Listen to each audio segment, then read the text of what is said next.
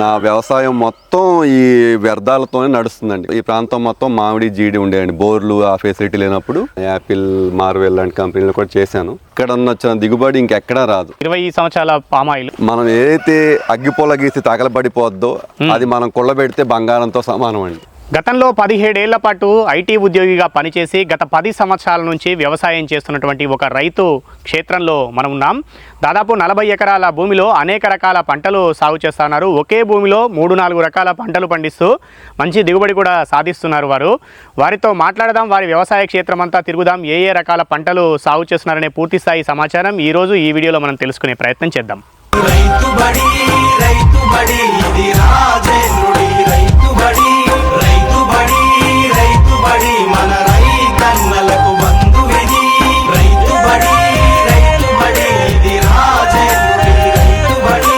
నమస్తే, మీరు చూస్తుంది తెలుగు రైతు బడి. నా పేరు రాజేందర్ రెడ్డి. మనతో పాటు దాదాపు 10 సంవత్సరాల వ్యవసాయ అనుభవం కలిగిన రైతు దేవరపల్లి హరికృష్ణ గారు ఉన్నారు. ప్రస్తుతం మనం ఉన్న ఈ ఊరు గతంలో ఖమ్మం జిల్లా, ప్రస్తుత భద్రాద్రి కొత్తగూడెం జిల్లాలోని దమ్మపేట మండలంలో ఉన్న మందలపల్లి గ్రామం ఇది. నమస్కారం అండి. నమస్కారం. మీరు దాదాపు 17 సంవత్సరాల పాటు సాఫ్ట్వేర్ ఉద్యోగిగా పనిచేశానన్నారు. ఇక్కడ వ్యవసాయము దాదాపు 10 సంవత్సరాలుగా చేస్తున్నాం అంటున్నారు.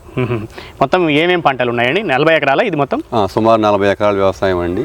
10 ఎకరాల్లో కొబ్బరి, అంతర పంటలుగా కోకో, వక్క ఉన్నాయి.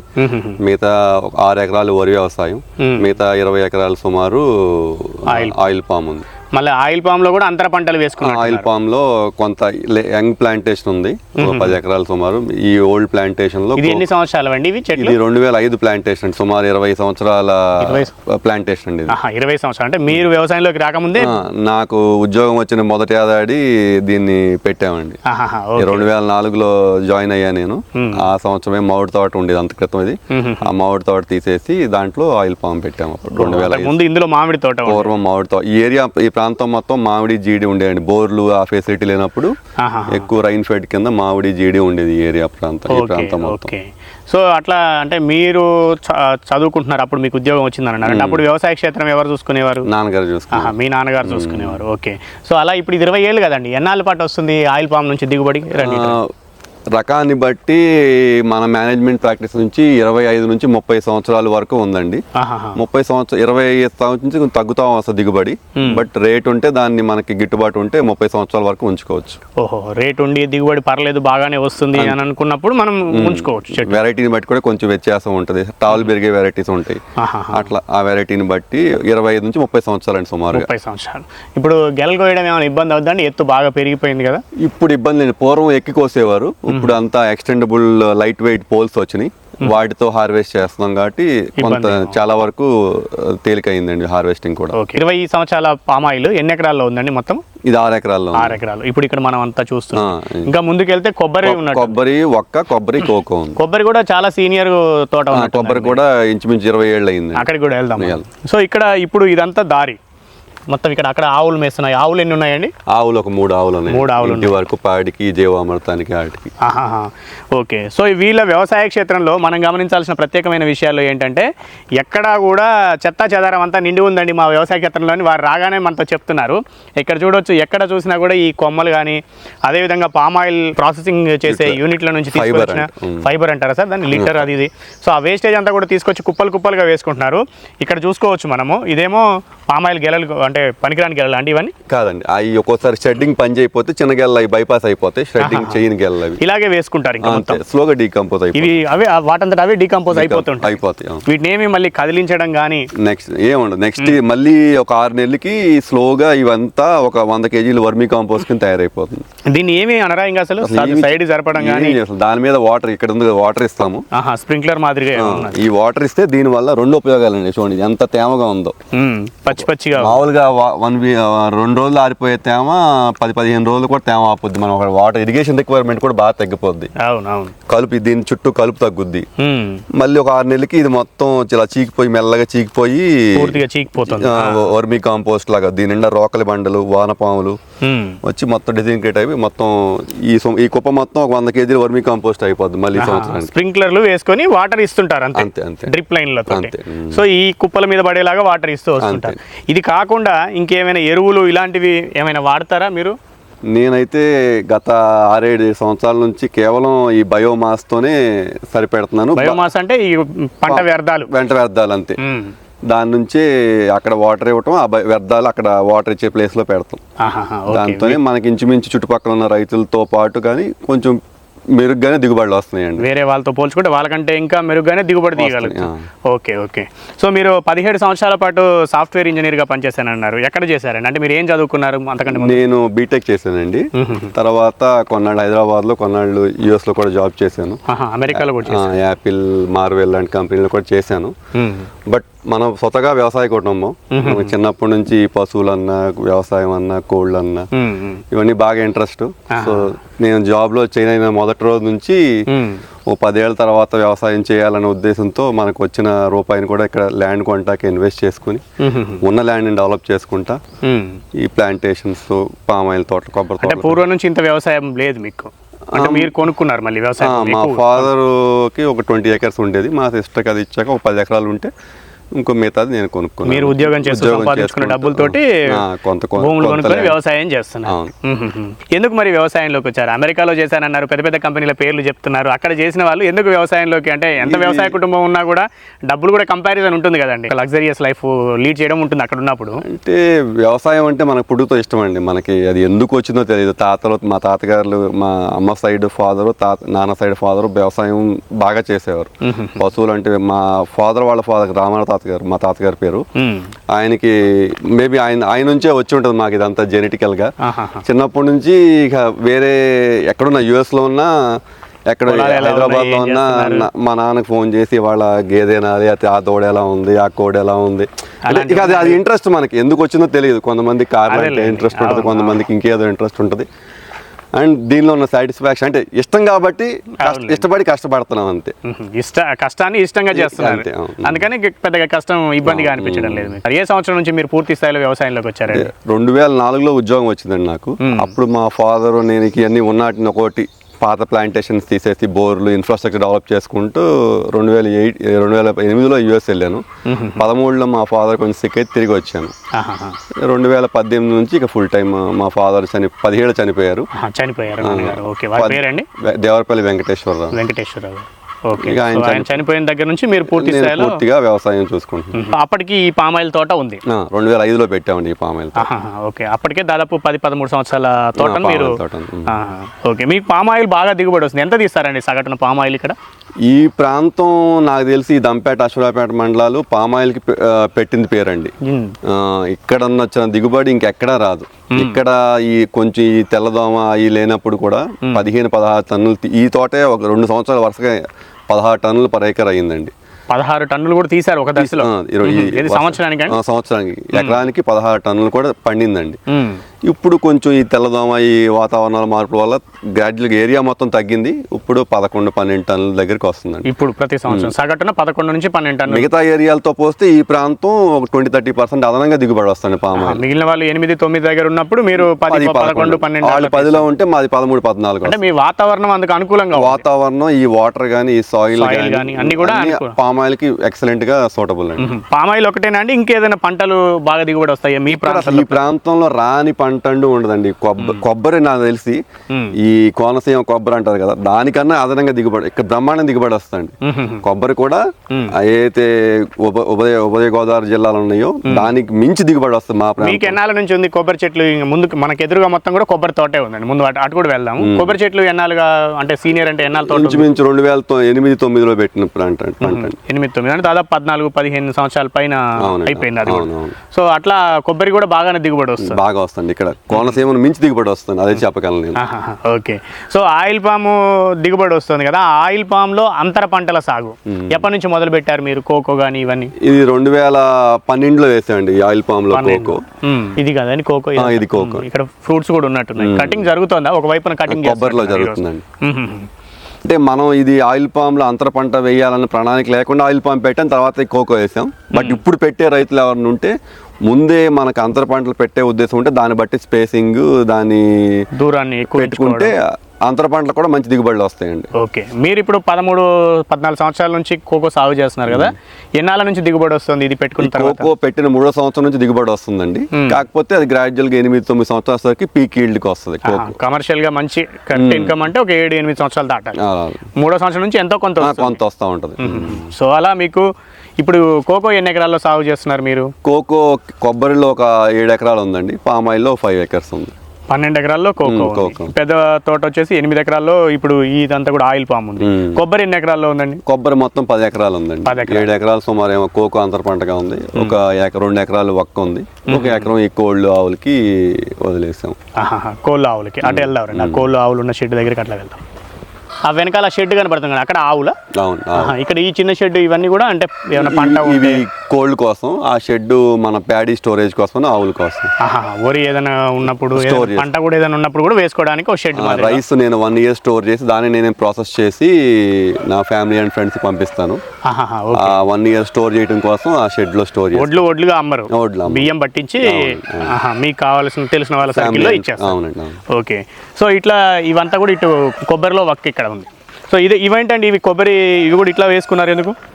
కొబ్బరి పీస్ అంతా కూడా ఇప్పుడు ఇది అంతా మన ఫామ్ లో జనరేట్ అయ్యే వేస్ట్, కొబ్బరి పీస్ కానీ పామాయిల్ మట్టలు కానీ, ఈ పామాయిల్ ఫ్యాక్టరీ వచ్చే వేస్ట్ ఇక్కడ కాంపోస్ట్ చేసి సంవత్సరానికి ఒక్కసారి తీసుకెళ్లి మనం కింద కోకో తోటలో వేస్తామండి. ఇదంతా ఇక్కడ 1 year లో మొత్తం కాంపోస్ట్ అయిపోద్ది, ఇక్కడ డంప్ చేసుకుంటాం. కొబ్బరికాయ అంటే ప్రత్యేకం కాదు, కొబ్బరి ఒలిచినప్పుడు ఇక్కడ వదులుస్తాం, ఇక్కడే ఒలిచి ఇక్కడే వదిలేస్తాం. ఎప్పుడు అవకాశం ఉన్నప్పుడు ట్రక్ ఎరువు అని ఇక్కడ పోస్తాం. సో ఇవన్నీ ఒక 6 నెలలకు సంవత్సరానికి పశువుల ఎరువు. దీని మీద లేయర్ గా పోసుకుంటా ఉంటే ఒక 6 నెలలకి డీకంపోజ్ అయిపోద్ది. వానాకాలానికి ఒకసారి బయో ఫర్టిలైజర్స్ మిక్స్ చేసుకుని, ఏది సూడోమోనాస్, ట్రైకోడర్మా విరిడి లాంటి మిక్స్ చేసుకుని కింద తీసుకెళ్ళి కింద కోకో తోటలో వేస్తాం. అంటే మీ పంటకి కావాల్సిన ఎరువు, మీ నేలలో కార్బన్ శాతాన్ని పెంచుకునే ప్రక్రియ మీ పంటలో వచ్చిన ఉత్పత్తులతోటి మీరు చేసుకుంటున్నారు. నా వ్యవసాయం మొత్తం ఈ వ్యర్థాలతోనే నడుస్తుందండి. కొబ్బరి కానీ, కోకో కానీ, పామాయిల్ వ్యర్థాలు మొత్తాన్ని మనం దాన్ని కాంపోస్ట్ చేసి ఇక్కడే దాన్ని వినియోగించుకుంటాం. ఇది చాలా బయట నుంచి వ్యర్థాలు, పామాయిల్ ఫ్యాక్టరీ నుంచి వ్యర్థాలు తెచ్చుకొని కూడా తెచ్చుకుంటారు. పామాయిల్ ఇప్పుడు అదంతా పామాయిల్ ఫ్యాక్టరీ నుంచి తెచ్చిన వ్యర్థాలు. అక్కడ ముందుకు వెళ్ళారు. మనం ఏదైతే అగ్గిపుల్ల గీసి తగలబడిపోద్దో అది మనం కుళ్ళబెడితే బంగారంతో సమానం అండి. అగ్గిపుల్ల గీరితే మంట బండే గుణం ఉన్న ప్రతి పదార్థం కూడా అంటే కుళ్ళిపోద్ది. అగ్గిపుల్ల గీసి తగిలిపోద్ది. ఆర్గానిక్ మ్యాటర్ ఏదైనా, మన కొబ్బరి పీసు, పామాయిల్ పీచు, వరిగడ్డి, పత్తి కట్టి ఏదైనా పంట వ్యర్థాలు ఏదైనా సింపుల్ గా మనం తగలబడిపోయేది డీకంపోజ్ అయితే బంగారంతో సమానం. ఇదే అండి ఇప్పుడు పామాయిల్ ఫ్యాక్టరీ నుంచి తెచ్చుకున్న వేస్టేజ్. అవునండి. అంటే ఆయిల్ తీసిన తర్వాత మిగిలిన పిప్పి. అవునండి, ఆయిల్ పాము ఫ్యాక్టరీలో ఆ ఫ్రూట్ సపరేట్ చేశాక వచ్చే ఎంటీ బంచ్ అండి. అది కొబ్బరి గెలలో గెల ఎలా ఉంటుందో దాన్ని వాళ్ళు ఈజీ డిస్పోజబుల్ కోసం ఇట్లా షెడ్డింగ్ చేస్తారు. ఓకే, ఇది కూడా తెచ్చుకొని ఇక్కడ వేసుకుంటాం. ఇది దీని దగ్గర మనం ఎక్కడైతే వాటర్ వేస్తున్నామో ఆయిల్ పాము తోటకి అక్కడ డంప్ చేస్తే ఒక 6 నెలలకి మెల్లగా కుళ్ళుకుంటా వచ్చి కాంపోస్ట్ అయిపోతుంది. అంటే మీరు సాధారణంగా ఎరువులు అంటే వేరే రసాయనిక ఎరువులు ఏవైనా వాడి చూసిన అనుభవం మీకు ఏమైనా ఉందా? ఎందుకని ఈ విధంగా చేసుకుంటున్నారు పూర్తిగా? అంటే నేచర్ మనకు లెసన్ చెప్పుద్దండి. మనకు గడ్డివాము కింద చాలా గుల్లగా ఉండి అక్కడ ఏ పొడి మొక్క మొలిచినా బ్రహ్మాండంగా వస్తుంది, ఏ గడ్డివాము వేసిన ప్లేస్లో. అలా నేను ఈ 10 ఏళ్ల అనుభవాల్లో ఎక్కడైతే వ్యర్థాలు బాగా కుళ్ళుతున్నాయో అక్కడ ఆ చెట్టు కానీ ఆ మొక్క కానీ బాగా దిగుబడిని ఇవ్వటం చూశాను, తేమను తట్టుకోవడం చూశాను. సో స్లోగా నా వ్యవసాయం మొత్తం ఆ వ్యర్థాలని మనం ఎట్లా ప్రతి చోట ఆ పరిస్థితిని ఎలా క్రియేట్ చేయాలో మనకున్న అవకాశాల మేరకు చేసుకుంటూ వచ్చాం. వరిలో అయితే ఆ వరిలో కొయ్యకాలను దాంట్లో ఇంకాపరేట్ చేయటం, అది కొబ్బరి పీస్ని ఇట్లా కాంపోస్ట్ చేసి వేయటం, పామాయిల్ పీసు, కొబ్బరి మట్టలు, ప్రతిదీ బోల్డ్ ఆర్గానిక్ మ్యాటర్ అండి. అమెజాన్ రైన్ ఫారెస్ట్ లో అక్కడ పడ్డ ఆకే దానికి బలం. అక్కడ అంత మంచి ఫారెస్ట్ లో ఎవరో బయట తెచ్చి చేయరు. అడవుల్లో కూడా అంతే కదా, అక్కడ పడ్డ ఫారెస్ట్ లో ఆకురాలు వ్యర్థాలు పడి ఎండకి ఎండి వానకు తడిసి కూలిపోయి అదే ఎరువు నుంచి మైక్రో క్లైమేట్ డెవలప్ అవుతా అక్కడ బ్యాక్టీరియాలు, ఫంగస్లు అన్ని డెవలప్ అయ్యి దాన్ని డీకంపోజ్ చేసి ఆ న్యూట్రియంట్స్ బ్రేక్ చేసి మొక్క అందిస్తాయి. దాన్ని కొంతవరకు మనం ఇక్కడ రెప్లికేట్ చేసే ప్రయత్నం చేస్తున్నాం. సో దీనివల్ల ఎలాంటి ఫలితాలని మీరు చూస్తున్నారు మరి? అండ్ ఒక మాటలో చెప్పాలంటే ఈ పామ్ ఆయిల్ ఫ్యాక్టరీ నుంచి ఫస్ట్ ఒక ఎక్స్పెరిమెంట్ గా తెచ్చి ట్రై చేశానండి ఇదంతా కూడా. అప్పుడు చాలా మంది అవహేళనగా కూడా మాట్లాడారు, అంటే అది వాళ్ళ తప్పు కాదండి, అది అందరి సొసైటీ లక్షణమే. బట్ ఇప్పుడు మా ఫ్యాక్టరీని మేము బయటికి ఇవ్వకూడదు, రైతులకు ఇవ్వాలని డిమాండ్ చేయాల్సిన పరిస్థితి అండి. ఇంచుమించు అశ్వరావుపేట అప్పారావుపేట ఫ్యాక్టరీలో సుమారు 40,000 టన్నులు పీస్ వస్తే ఇంచుమించు ఫార్మర్స్ అంతా తీసుకునే వాళ్ళ చేలలో బాగా అలవాటు పడ్డారండి. అందరూ పరచుకుంటున్నారు. ఎక్కడ అవకాశం ఉన్న ఫార్మర్స్, అవగాహన ఉన్న ఫార్మర్స్ పట్టుకెళ్ళి మల్చింగ్ చేసుకుంటున్నారు. ఇప్పుడు ఇది చాలక వేరుశనగ పంటలో వచ్చే వ్యర్థాన్ని తీసుకుని మల్చింగ్ చేసుకుంటున్నారు. ఏ పంట వ్యర్థమైనా సరే దాన్ని తీసుకొచ్చుకొని పంట చేలలో వేసుకునే ప్రయత్నం చేస్తున్నారు. అలా నేను ఫస్ట్ ప్రయత్నం చేశానండి, అది బాగా సక్సెస్. ఎన్ని సంవత్సరాల క్రితం మొదలు పెట్టారు ఇలా చేయడం? 7-8 ఏళ్ల క్రితం మొదలెట్టామండి. శ్రీకాంత్ రెడ్డి గారు అని అప్పారావుపేట మాకు మేనేజర్ ఉన్నప్పుడు ఆయన ఏదో ఫ్యాక్టరీకి పని మీద వెళ్తే అక్కడ ఫస్ట్ గమనించాను, ఇదేదో మనకు పనికొచ్చేలా ఉందని రిక్వెస్ట్ చేస్తే అప్పుడు దాన్ని రైతులకి సబ్సిడీ మీద ఇచ్చారు. తీసుకొచ్చి కాంపోస్ట్ చేస్తే రిజల్ట్స్ బాగున్నాయి. సో స్లోగా దాన్ని మొత్తం నా వ్యవసాయానికి ఇంప్లిమెంట్ చేస్తాం. అది చూసి చాలా మంది రైతులు, కొంచెం అర్థం చేసుకునే రైతులు చాలా మంది దీన్ని ప్రాక్టీస్ చేశారు.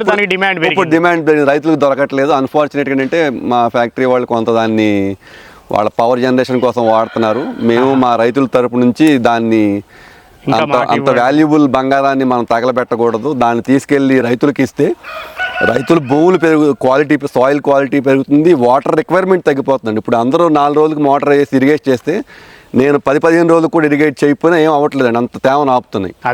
సో ఫ్యాక్టరీ వారికి కూడా మీ ద్వారా నేను రిక్వెస్ట్ చేసేది, ఆయిల్ ఫెడ్ అధికారులకు కానీ, ఫ్యాక్టరీ యాజమాన్యాలకు కానీ, సంబంధిత వ్యవసాయ మంత్రులకు కానీ నేను చెప్పేది ఏంటంటే, ఇంత మంచి బంగారాన్ని దీన్ని మీరు బాయిలర్లు వేసి తగలబెట్టి పవర్ జనరేట్ చేసే బదులు రైతులకు ఇస్తే, రైతులు చేలల్లో కాంపోస్ట్ చేస్తే ఇక్కడ వచ్చే 10 టన్నులు వచ్చే తోట నుంచి 12 టన్నులు అదనంగా దిగుబడి వస్తుంది. సాయిల్ క్వాలిటీ పెరుగుతుంది, వాటర్ క్వాలిటీ పెరుగుతుంది, వచ్చే ప్రొడ్యూస్ క్వాలిటీ పెరుగుతుంది. అండ్ ఇంకొకటి చేయొచ్చండి మీరు చేయగలిగితే, మన ఇవాళ వరల్డ్ మొత్తం కార్బన్ క్రెడిట్, కార్బన్ న్యూట్రల్ అని చేస్తున్నారు. మీరు దీన్ని డాక్యుమెంట్ చేసుకొని మా దగ్గర వచ్చే వ్యర్థాలని ఇలా ఇంత మంచి ఆర్గానిక్ మ్యాటర్ కింద మారుస్తున్నామని కార్బన్ క్రెడిట్స్ కింద కూడా క్లెయిమ్ చేసుకోవచ్చు. అది పవర్ జనరేషన్ ద్వారా వచ్చే ఆదాయం కన్నా ఇది 2 పర్యావరణ హితము ప్లస్ మనకి రైతులకు మేలు ప్లస్ మన కార్బన్ క్రెడిట్ పెరుగుతుంది. అన్ని విధాల అందరికీ రాసాయనిక ఎరువుల వాడకాన్ని కూడా తగ్గించడం. ఈ వ్యవసాయ క్షేత్రంలో ఇది తప్ప నేను ఇంకా వేరే ఇన్పుట్ వాడలేదండి. వాటర్ అండ్ ఈ ఫైబర్ బ్రహ్మాండంగా దిగుబడులు వస్తున్నాయి. ఏ స్ప్రేయింగ్ అట్లాంటివి కూడా అవసరం లేదండి. ఎప్పుడైతే సాయిల్ బాగుంటుందో సార్, ఆటోమేటిక్ గా దానికి వచ్చే పెస్ట్, దానికి వచ్చే టాలరెన్స్ అన్ని ఇంప్రూవ్ అవుతాయి. పెస్ట్ తగ్గుతుంది, టాలరెన్స్ పెరుగుతుంది. నేల బలం పెంచుకోవడమే ప్రధానం. భూమి బాగుంటే భూమికి పెట్టింది ఎక్కడికి పోదండి, ఎప్పుడు ఏదో రూపంలో మనకు తిరిగి వస్తుంది. ఈ ముందుగా పక్కన పెడితే మన భూమి పెట్టింది ఎక్కడికి పోదు. ఇట్లా ఈ కొబ్బరికాయలు కూడా ఇట్లానే వదిలేశారు ఎందుకని? ఇవి కొబ్బరి కొంచెం నీళ్ళు ఆరిపోయిన కాయలు అంటామండి. వాటిని మనం అలా పక్కన పడేస్తే ఒక 2-3 మంత్స్కి మొక్క వస్తాయి. మిగతావేమో కురుడి కింద తయారైపోతాయి. ఆ కురుడి కాయల్ని మనం ఆయిల్ చేసి ప్రాసెస్ చేస్తాం, కోకోనట్ ఆయిల్ కింద ప్రాసెస్ చేస్తాం. సో ఇప్పుడు కొన్ని మొక్కలు వచ్చినట్టున్నాయి కానీ బరువుగా, అంటే లోపల నుంచి తీస్తే పైకి రావడం లేదు. ఇది నీళ్ళు ఆరిపోయిన కాయ, ఇది కురుడి అయిపోద్దండి. దీన్ని కొంచెం ఎండలు ముదిరాక ప్రాసెస్ చేసి కోకోనట్ ఆయిల్ కింద మారుస్తాం. ఓపెన్ చేసేసి కోకోనట్ ఆయిల్ కింద తీసుకుంటారు. ఆ కొబ్బరిని మళ్ళీ ఆడిస్తే కోకోనట్ ఆయిల్ కింద. ఓకే, ఇవన్నీ కోళ్ళు అండి ఇక్కడ పందెం కోళ్ళు అవి? అవునండి, కోళ్ళు కొన్ని పెంచుకుంటున్నారు. కమర్షియల్ యాక్టివిటీ ఏం కాదు ఇది, నాకు అన్ని ఉండాలి ఒకటి మన సరదా కోసమను ఇంట్లో పిల్లలకి తినే గుడ్లు, మాంసం ఇబ్బంది లేకుండా ఈ కొంత ఏరియాని ఈ విధంగా ఫెన్సింగ్ వేసుకున్నట్టున్నారు. అవునండి, జాలి అవి కట్టుకొని. ఓకే ఓకే, సో ఇదంతా వక్క ముందుకు కూడా ఉన్నట్టు ముందుకు. అయితే వక్క ఎన్నాళ్ళు అవుతుందని మీరు పెట్టుకొని? ఇది 5వ సంవత్సరం అండి. వక్క మనం వేసి 5th ఇయర్ ఇది. కొన్ని 2 వెరైటీస్ వేసాము, నాటు వెరైటీ ఒకటాను హైబ్రిడ్ వెరైటీ వేసాము, మోహిత్నర్ అనే వెరైటీ. ఆ హైబ్రిడ్ వెరైటీ బాగా దిగుబడి వచ్చినాయండి. ఆ పక్కన ఉన్నాయి అవి బాగా దిగుబడి వస్తాయి. నాటు కూడా ఇప్పుడు పలచగా వస్తున్నాయి. మేబీ ఇంకొంచెం 1 year పోతే అది కూడా ఫుల్. ఇదంతా కూడా వక్క అండి. సో ఇట్లా 2 వెరైటీలు వేసుకున్నారు. అవునండి, దగ్గరే వేసుకుంటారండి ఒక్క జనరల్ గా? 6 feet వేసుకోవచ్చు. 6 feet 6 అడుగుల దూరం. ఇంకొంచెం అప్పుడు మనకు అవగాహన లేక కొంచెం దగ్గర వేసాము, ఇంకొంచెం దూరం వేసినా బాగుంటుందండి. వెంటిలేషన్ ఉన్న చెట్లు బాగా కాస్తున్నాయి. సో ఇప్పుడు ఇవి నాటు వెరైటీ అని ఎట్లా గుర్తుపడతారు మీరు? నాటు వెరైటీ స్టెమ్ కొంచెం సన్నగా ఉంటుందండి, సన్నగా పెరుగుతుంది. ఓకే, హైబ్రిడ్ అనేది కొంచెం దృఢంగా పెరిగి కాయ లావుగా ఉంటుందండి. సర్కిల్ మన ఇంచుమించు సపోటా కాయ సైజు ఉంటుంది. నాటుదేమో సన్నగా ఉండి కొంచెం బారుగా ఉంటుంది. ఓకే, సో అట్లా ఈ ఒక్క కూడా 5 సంవత్సరాలు ఇప్పటి వరకు కటింగ్ చేశారండి, వస్తుందా దిగుబడి? లాస్ట్ ఇయర్ 4th ఇయర్ పలచగా అక్కడ చెట్టు కాసినాయండి. ఒక 2 క్వింటాలు అయినాయి, పెద్ద ఎక్కువ అవ్వలేదు. 5th ఇయర్ ఇంకా అవ్వలేదు, ఎండలేదు. ఇప్పుడు కాసినాయి హైబ్రిడ్ వెరైటీస్ కాసినాయి, అక్కడ చూద్దాం. ఇప్పుడు కొన్ని హైబ్రిడ్ వెరైటీస్ కాసినాయి. అవునండి. ఇది ఈ ప్రాంతంలో ఇంచుమించు నేనే ఫస్ట్ వేసానండి. అంటే మా మండలంలో మా ఎదురుగొండ నర్సరీలో ఎవరు అవెన్యూ ప్లాంటేషన్ కింద వేస్తే బాగా కాసినాయి. బార్డర్లో సరదాగా వాళ్ళు ఏదో డెకరేటివ్ వైట్ ప్లాంట్ లాగా పెడితే బాగా కాసినాయి. సో అది చూసి మనం కూడా వేద్దామని ఈ 2 acres లో పెట్టాను. ఓహో, అక్కడ కొన్ని కాయలు కాసినట్టున్నాయి. అవునండి, అటు కింద పక్క బాగున్నాయి, అక్కడికి వెళ్దాం. దీంట్లో కూడా అదే మళ్ళీ మన సూత్రం, అక్కడ వచ్చే వేస్ట్ మొత్తం అక్కడ డీకంపోజ్ చేయటం. ఇదేమో ఫ్యాక్టరీ నుంచి తెచ్చిన వేద్దామండి. ఇది ఫ్యాక్టరీ నుంచి తీసుకొచ్చారు. చూస్తే అసలు ఇక్కడ వాటర్ ఇవ్వలేదండి. మనం వర్షాలు పోయాక వాటర్ ఇవ్వలేదు. వర్షాలకి వచ్చిన పదును ఇంకా కూడా ఎంత ఉంది, ఇంకో నెల అయినా ఇట్లాగే పదును ఉంటుంది. అసలు మనం వాటర్ ఇవ్వలేదు, వర్షం పడిన తర్వాత మనం వాటర్ ఇవ్వలేదు. అవునవును. ఇది స్లోగా ఒక 6 నెలలకి మొత్తం డీకంపోజ్ అయిపోయి కాంపోస్ట్ కింద మారిపోద్ది. కోళ్ళు అవి విడదీసేసి స్ప్రెడ్ చేసేస్తాయి. ఇక్కడ కోళ్ళు ఎలాగ ఉన్నాయి కాబట్టి అవన్నీ వాటి పని అది కదా, ఇంకా స్ప్రెడ్ చేసేస్తాయి. సో ఈ ఒక్కలో మరి ఎలాంటి దిగుబడి సాధిస్తున్నారు మీరే? అంటే ఇప్పటికి ఏమైనా వచ్చిందా హైబ్రిడ్ లో? చెప్పే అంత స్థాయిలో అయితే రాలేము. మా మొక్కలు బాగా పెరుగుతున్నాయి, వచ్చిన చెట్లు బాగా దిగుబడి వస్తాయి. కింద పక్క ఉన్నాయి, బాగా కాసినాయి. 10-15 కేజీలు సుమారు కాస్తున్నాయి. ఇప్పుడు పచ్చికాయలు మా ప్రాంతంలో 45-50 రూపాయలకి హార్వెస్ట్ చేసి పట్టుకెళ్తున్నారు. అట్లా లెక్కేసుకున్న చెట్టుకు ఒక 500-600 సుమారు. ఒక్క అనేది కూడా నీడలో పెరుగుతుందా అండి? ఎందుకు కొబ్బరి చెట్లలోనే మధ్యలోనే వేసుకున్నారు? ఒక్క కొంత పార్షియల్ షేడ్కి పెరుగుతుందండి. కొబ్బరిలో కానీ ఇట్లా అంతర పంట కానీ పెట్టుకుంటే దిగుబడి దానికి సపోర్ట్గా ఇది ఉంటుంది. మన ప్రాంతంలో కొంతమంది సొంతంగా అచ్చం ఈ ప్లాంటేషన్ వేస్తున్నారు, కానీ మన ప్రాంతంలో కొత్త అని మనం ఇంటర్ క్రాప్గా వేసాం. ఇంటర్ క్రాప్ కానీ ఇప్పుడు కోకో వేసుకున్నా అంతర పంటగానే వేసుకున్నారు, కొబ్బరి చెట్ల నీడలో కానీ లేదంటే పామాయిల్ నీడలో. అంటే ఖచ్చితంగా కోకో అనేది నీడలో పెరగాల్సింది. షేడ్ కావాలండి, 40% 50% షేడ్ కావాలి.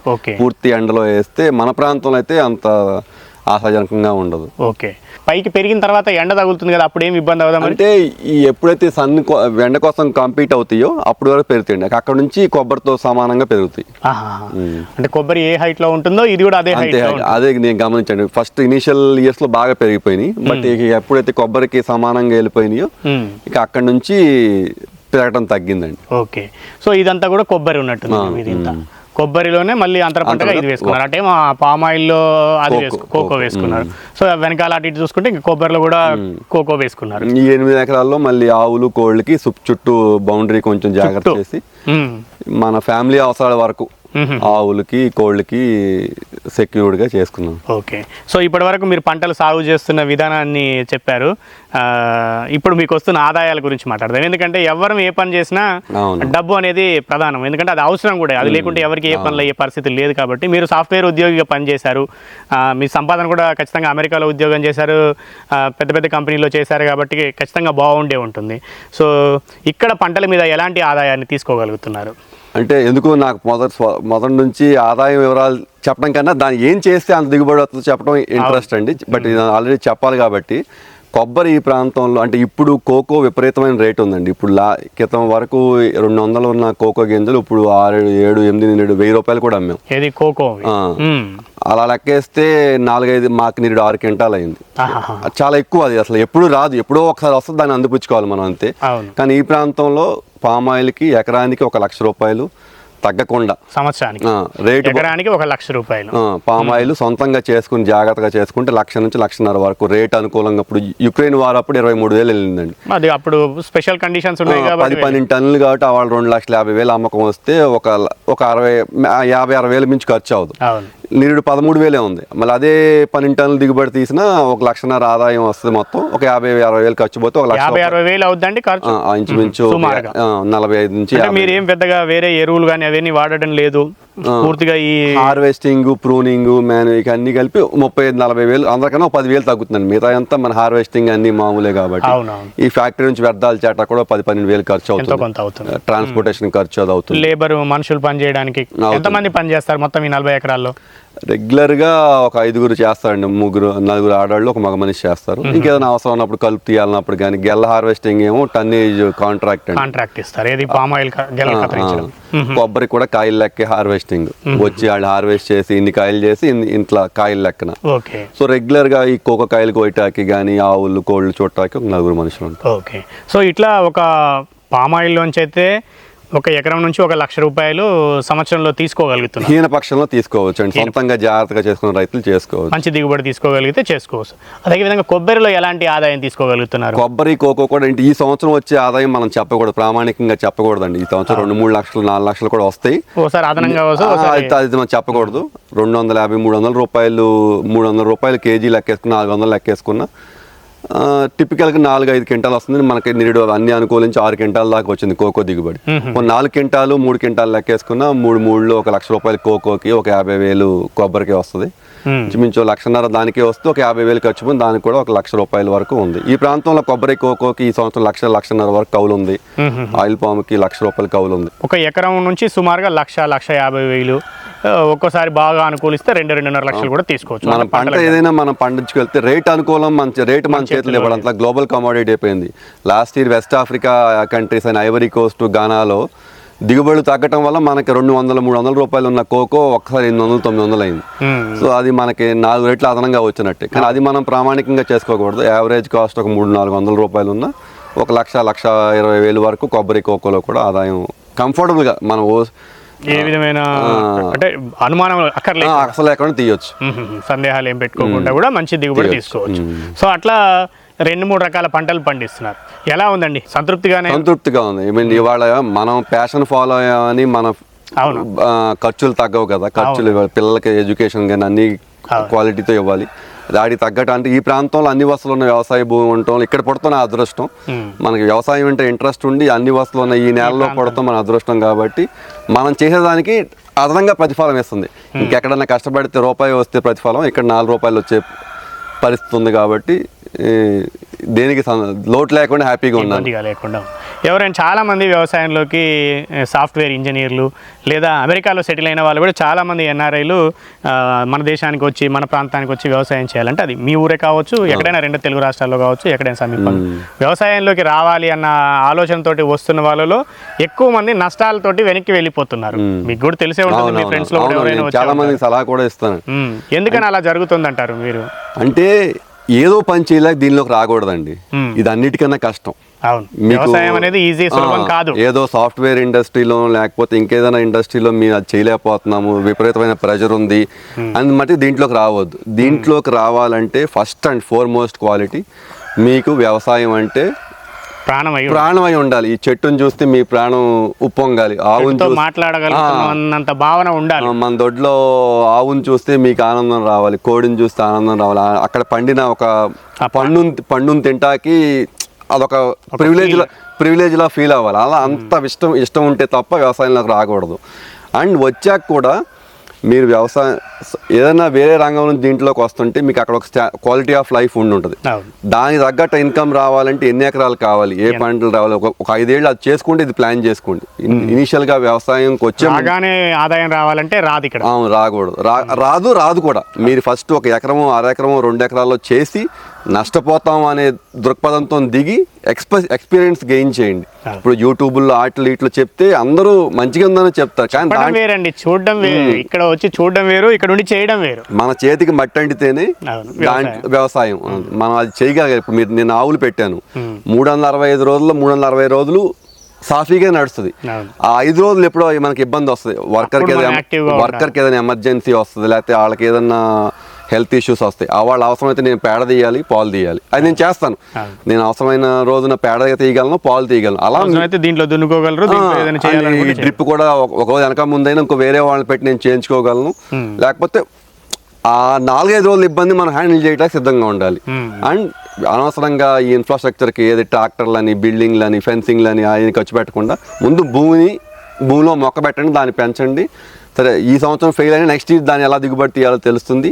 ఆ వచ్చిన దిగుబడిని అవకాశం ఉంటే వాల్యుయేషన్ చేసి పబ్లిక్ డొమైన్లో పబ్లిక్ ఇవ్వగలిగితే ఇంకా రెట్టింపు ఆదాయం వస్తుంది. ముందు మీ గెట్ యువర్ హ్యాండ్స్ డర్టీ, మీరు చేతుల్ని మట్టిలో పెట్టి వ్యవసాయం చేస్తే అప్పుడు మీకు అనుభవం వస్తుంది. అప్పుడు అర్థం అవుతుంది మీరు దాన్ని ఆస్వాదిస్తున్నారా, కష్టంగా ఫీల్ అవుతున్నారా, భారంగా ఫీల్ అవుతున్నారా. ఇప్పుడు నేను ఇక్కడ ఉన్నాను అనుకోండి, 10 ఏళ్ళు కాదు, ఇక కింద పడే వరకు, నేలకు రాలే వరకు వ్యవసాయం అన్న ఇంక అంతకంటే నాకు అదృష్టంగా ఫీల్ అవుతాను. అంత ఆస్వాదిస్తేనే దీంట్లోకి రావాలి. సో అలా చాలామంది వస్తూనే చెట్లు ఇలాంటి పంటల సాగు కాకుండా షెడ్లు వేసి బర్రెలు, ఆవులు, కోళ్ళు, గొర్రెలు ఇట్లాంటివి కూడా చాలా మంది పెడుతున్నారు. అలాంటి వాళ్ళు కూడా నష్టపోతున్నట్టుగా అనిపిస్తుంది. మీకు అవునండి. అంటే ఈ బయట ఉండే ప్రపంచంలో మనకు సోషల్ మీడియాలో కానీ దాంట్లో కానీ ఆవులు పెడితే 100 కోళ్ళు పెడితే 150 గుడ్లు పెడితే 50 × 20 రూపాయలు చెప్తారు తప్ప ఆ 100 కోళ్ళు పెడితే పిల్లి వస్తుంది, నక్క వస్తుంది, కుక్క వస్తుంది, రోగం వస్తుంది, రొప్పు వస్తుంది ఎవరు చెప్పరు. ఆ కోళ్ళలో ఎన్ని గుడ్లు పెడతారు? గుడ్డు పెట్టాక వచ్చేసరికి 100 పెడితే 10 ఉండొచ్చు. ఆ 100ని 90 కాపాడటమే మన బాధ్యత. ఆవులు పెడితే 10 లీటర్ల పాలు వస్తాయి, 10 × 100 అని చెప్తారు తప్ప ఆవుకు వచ్చే నష్టాలు, వర్కర్ రాకపోతే ఎలా హ్యాండిల్ చేయాలి, వాటర్ షార్టేజ్ చేస్తుంటేనే అనుభవం వస్తుంది. చేయలేక వదిలేస్తే అండ్ నీ కొత్తగా వచ్చే వాళ్ళకి ఎప్పుడు లైఫ్ స్టాక్ జోలికి వెళ్ళొద్దు. ఎందుకంటే పంటలకు వెళ్తే ఒక రోజు మీరు లేకపోయినా, అందుబాటులో వర్కర్ లేకపోయినా నష్టం జరగదు. అదే మీరు పశువులు, కోళ్ళు ఇట్లాంటివి పెడితే మీ ఇంట్లో చంటి పిల్లాడు ఉంటే ఎంత అటెంటివ్గా ఉండాలో అంత అటెంటివ్గా, ఒక గంట లేకపోయినా డ్యామేజ్ తీవ్రంగా ఉంటుంది. సో ముందు వ్యవసాయం చేయండి. అది ఏ పంట అయినా, మీ ప్రాంతానికి అనుకూలంగా ఉన్న పంట ఏదైనా చేయండి.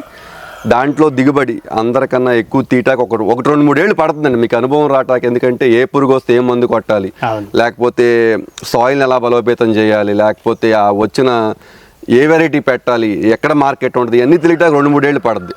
తెలిసాక అన్నిటికన్నా అదే ఇది. బట్ తెలియటం, ఆ ప్రాసెస్ తెలిసాక వ్యవసాయం చాలా తేలిగ్గా చేసుకోవచ్చు. Okay, right, thank you. నమస్తే. ఇది దేవరపల్లి హరికృష్ణ గారు చెప్తా ఉన్నది. 17 సంవత్సరాల పాటు అనేక ప్రముఖ కంపెనీల్లో సాఫ్ట్వేర్ ఉద్యోగిగా అమెరికా వంటి దేశాల్లో కూడా పనిచేశారు. గత 10 సంవత్సరాలుగా ప్రస్తుతం మనం నిలుచున్న ఈ వ్యవసాయ క్షేత్రంలో వ్యవసాయం చేస్తున్నారు. అంటే ఇక్కడ ఒక 8 ఎకరాలు, దీనికి కొంచెం దూరంలో ఇంకొక 20-30 ఎకరాలు, అంటే సుమారు ఒక 40 ఎకరాల్లో వాళ్ళు వ్యవసాయం చేస్తున్నారు. అయితే వ్యవసాయంలోకి చేశామా అని కాదు, వ్యవసాయాన్ని ఎంత ఆస్వాదించగలుగుతున్నాం, వ్యవసాయంలో చేస్తున్న ప్రతి పనిని ఎంత ప్రేమతో చేస్తున్నాం అనేది ఇక్కడ ప్రధానంగా మనకు ఫలితాన్ని ఇస్తుంది, దిగుబడిని ఇస్తుంది, ఆదాయాన్ని ఇస్తుంది అనేది కూడా వారు చెప్తా ఉన్నారు. వాళ్ళైతే ప్రధానంగా ఆయిల్ పామ్ సాగు చేస్తున్నారు, కొబ్బరి సాగు చేస్తున్నారు. ఈ 2 పంటల్లో కూడా అంతర పంటలుగా కోకో, వక్క కూడా సాగు చేస్తున్నారు. ఇదే కాకుండా ఒక 4-5 ఎకరాల్లో వరి కూడా సాగు చేస్తున్నారు. కొన్ని ఆవులు పెంచుకుంటున్నారు, కొన్ని కోళ్ళు పెంచుకుంటున్నారు. ఇవన్నీ కూడా ఆవులు, కోళ్ళు అనేవి సరే వ్యవసాయ క్షేత్రం కాబట్టి అన్నీ ఉండాలని ఒక సరదాగా పెంచుకుంటున్నారు. కానీ ఆదాయం కోసం మాత్రం పామాయిలు, కొబ్బరి, కోకో, వక్క ఈ పంటలు మాత్రం సాగు చేస్తున్నారు. పామాయిలు దాదాపు ఒక పాత చెట్లు, అంటే 20 సంవత్సరాల వయసు ఉన్న చెట్లు ఒక 8 ఎకరాల్లో ఉన్నాయి. కొత్తగా వేసుకున్నవి కూడా మళ్ళీ ఒక 20 ఎకరాల వరకు వేసుకున్నామన్నారు. కొబ్బరి కూడా అదేవిధంగా దాదాపు 15-20 సంవత్సరాల పైన చెట్లు చాలా వరకు వాళ్ళు పెంచుతూనే ఉన్నారు. పామాయిల్లో అయితే హీన పక్షాన తక్కువగా సంవత్సరానికి ఒక ₹1,00,000 సగటున లాభం అయితే తీసుకోవడానికి అవకాశం ఉంది.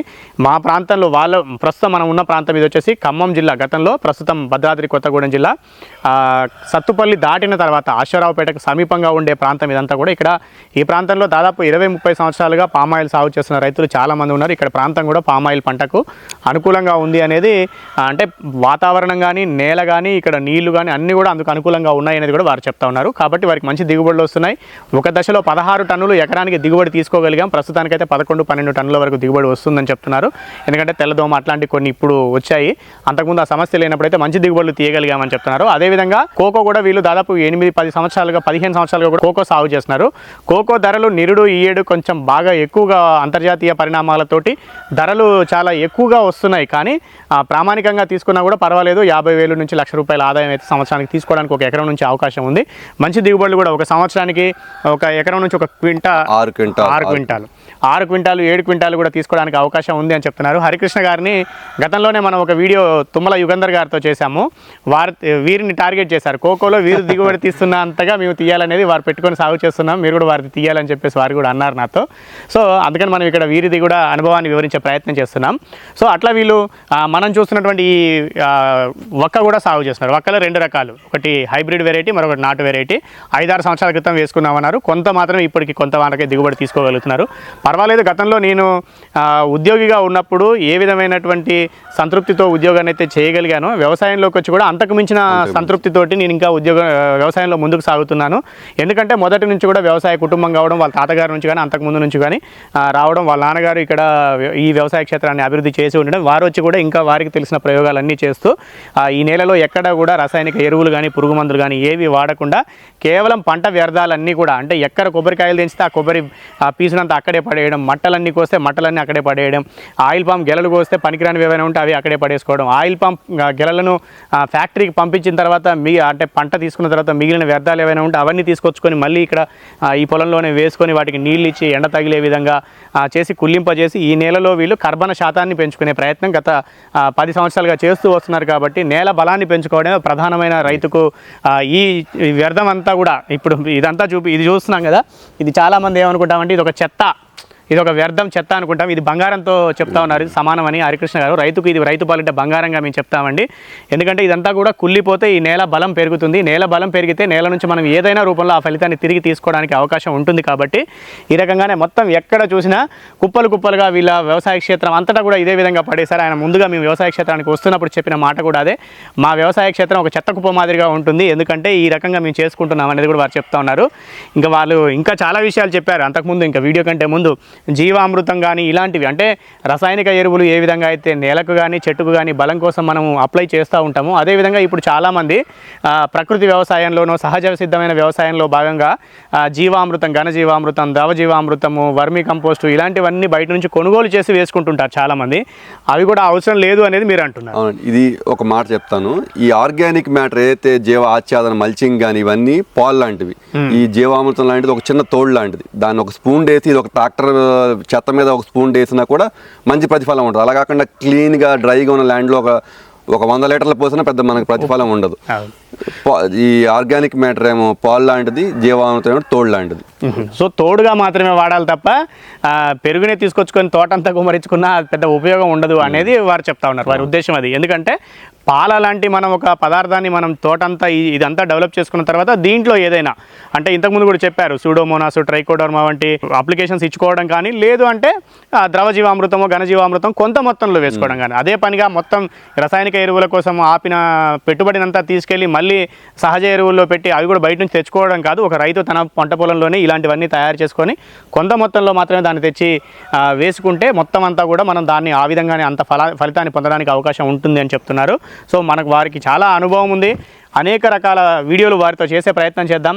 వక్క ఏ విధంగా సాగు చేస్తున్నారు, కోకో సాగు ఏ విధంగా చేయాలి, ఎలా దిగుబడి తీసుకుంటున్నారు, కొబ్బరి సాగులో వారికి ఉన్న అనుభవం ఏముంది, అదేవిధంగా పామాయిల్ సాగులో ఏం చేస్తున్నారు, ఎంత దిగుబడి తీసుకోగలుగుతున్నారు, ఎట్లా సాధ్యమవుతుంది, కొత్తగా పామాయిల్ వేసే రైతులు ఏమేమి జాగ్రత్తలు తీసుకోవాలి, వాళ్ళకి వస్తున్న సందేహాలు ఏమిటి అనే వీడియోలన్నీ కూడా ఒక్కొక్కటిగా చేసి వారికి ఉన్న అనుభవాన్ని అంతా కూడా వేరు వేరు వీడియోల ద్వారా మీ అందరి కోసం వివరించే ప్రయత్నం చేస్తాం.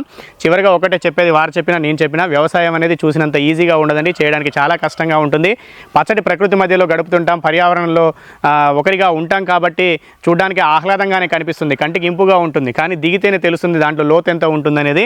వ్యవసాయాన్ని ప్రేమించగలిగి, చెట్టుని పుట్టని ప్రేమించగలిగి, చెట్టుతో మాట్లాడగలిగేంత అనుబంధాన్ని పెనవేసుకోగలిగినప్పుడు మాత్రమే వ్యవసాయం నుంచి లాభాలను తీసుకోగలుగుతారు. అనుభవం లేకుండా వచ్చి వేలకు వేలు, లక్షల రూపాయలు తీసుకొచ్చి షెడ్ల మీదనో లేకపోతే గొర్రెలు బర్రెలు పెట్టుకుంటే పెంపకం చాలా కష్టంగా ఉంటుంది. ఎందుకంటే ప్రతి క్షణం, ప్రతి నిమిషం, ప్రతి గంట వాటి మీద ప్రేమ పెట్టి పెంచితేనే ఫలితం పొందడానికి అవకాశం ఉంటుంది. కనీసం చెట్లను పెట్టుకుంటేనైతే కొంత ఒక పూట ఆలస్యమైన కూడా అవి తిరిగి మనకు ఎంతో కొంత ఫలితాన్ని అయితే ఇస్తాయి తప్ప నష్టాన్ని అయితే చేయవు అనేది వారి అనుభవం చెప్తుంది.